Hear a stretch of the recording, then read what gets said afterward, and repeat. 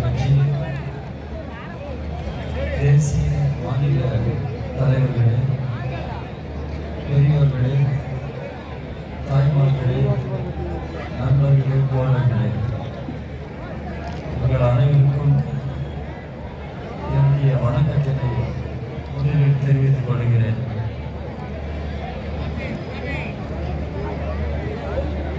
நம்முடைய கட்சி 1925ஆம் ஆண்டு கான்பூர் நகரத்தில் தொடங்கப்பட்டது. தலைமையேற்று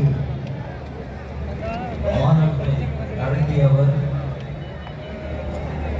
கட்சியினுடைய முதல் தலைவராக தேர்ந்தெடுக்கப்பட்டவர் நம்முடைய தமிழ் மண்ணின் முதல்வன் பேரறிஞர், சென்னை மாநகரத்தை சார்ந்த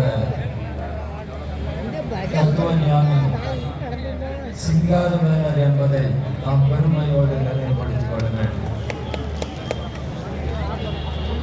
சிங்காரவேலர் அந்த மாநாட்டில் உரையாற்றிய பொழுது காலனி ஆதிக்கத்தின் பிடியிலிருந்து நாடு விடுதலை பெற வேண்டும் என்று பேசினார்.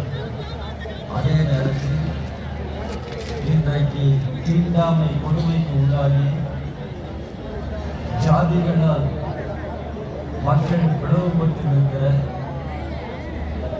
வர்க்கங்களால் மக்கள் பிளவுபட்டு நிற்கிற இந்த அவல நிலை மாற வேண்டும்.